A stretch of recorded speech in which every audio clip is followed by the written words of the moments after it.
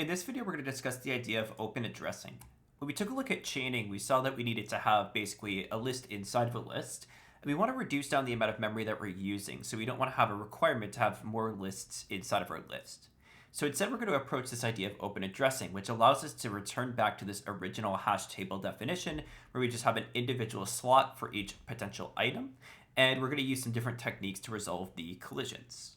There are a lot of different kinds of open addressing that exist. Linear probing, quadratic probing, double hashing are some examples of the different kinds of ways that we can avoid collisions. In this video, I'm going to talk primarily about linear probing, with the idea being that once you understand linear probing, you'll be able to understand the other types fairly easily just by looking at the different algorithms and the way that they work. So we'll primarily focus on linear probing as our way of solving collisions. The idea of linear probing is pretty simple. If we go and we calculate a hash, and that hash slot is already taken, we're simply just going to add one and check if that one's taken. And we're going to keep adding one until we have either exhausted all of our possible options or we have found a place to insert our value. That's the idea of what we're going to do here. So the way that our insert differs, essentially, is we start off by calculating our hash, which will be the ID modded with self.mod. And then what happens is basically I'm going to keep track of how many spaces I've checked, and I'm going to say while self.hashtable at hash does not equal none, because this would mean that there's a value currently in that slot, and checked is less than self.mod. So basically, I want to stop the iteration at some point, and generally the way that I'm going to determine that is basically if we've reached self.mod, it means that I've checked every possible slot. They're all taken, so I'm going to just accept the fact that I can't insert my value, and I'm going to stop, and that will be the end of that, right? So basically what we're going to do here is we're going to recalculate the hash. So the hash is going to be equal to the value of hash plus 1.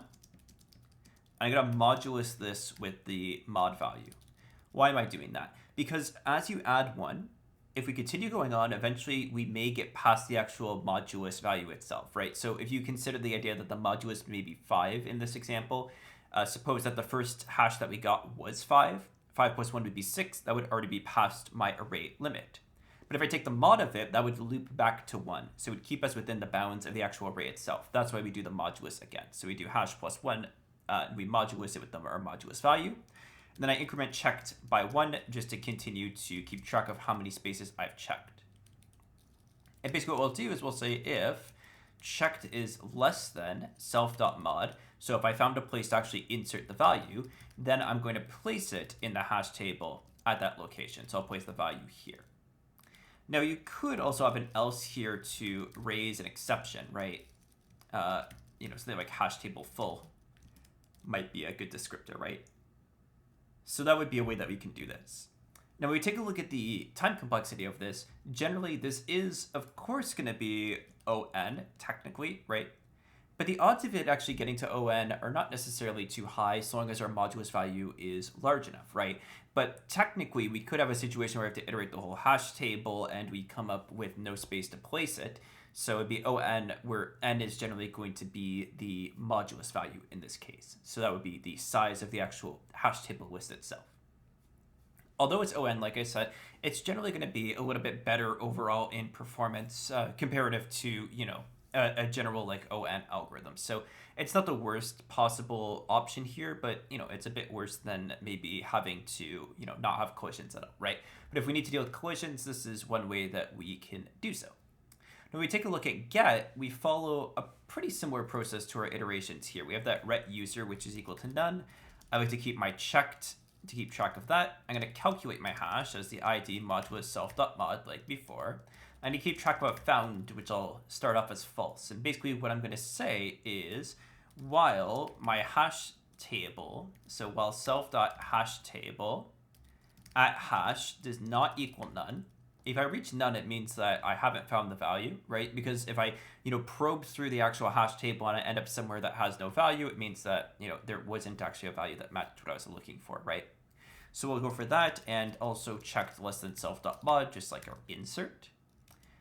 So while we have that, what we're going to check is we're going to check if the hash table at the hash.id is equal to the ID that I'm looking for. If it is, ret user becomes self.hashtable at hash, and found becomes true. So this is how we determine if we found the value.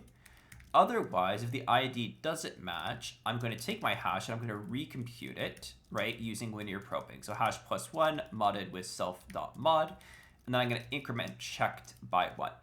And then at the end, I'm just going to return ret user, and that's all that we really need to do here. And I just realized I didn't actually add found in here, so it would be and not found, right? So that's how we would check to see if, we have found the value or not, right? So like with our insertion, this technically has an O of n time complexity, but usually it's going to compute in less operations than that. Most of the time, it should be constant time if our modulus is large enough. In some cases, we may have a worse performance in general on this. Now, the final thing that we have is our contains method, and it really just kind of follows the same sort of process. The main difference is just going to be what's going to be returned, right? So in this sort of example here, basically, rather than setting ret user, I'm just going to set found to be true. And I'm just going to return that back as a result. So I don't actually have to care about ret user. I can just return back found generally here, right? Since it will be either true or false in this case. This again, on, same sort of deal with our get and our set, right? So you can see here that this is another way that we can reasonably solve collisions inside of our hash table, right? So this generally is going to be a decent approach, right? It doesn't require us to use an additional list. It's generally going to have, a decent complexity considering the idea of collisions, and this tends to work fairly well. So with this, we now have a pretty good intuition around how hash tables generally work. And in the next video, I'm going to introduce you to the Python hash table, which is a dictionary. We're just going to talk a little bit about how the dictionary works, the different methods that exist for it. Then we'll take a look at some ways to solve problems using hashing. So thanks so much for watching this video, and I'll see you in the next one.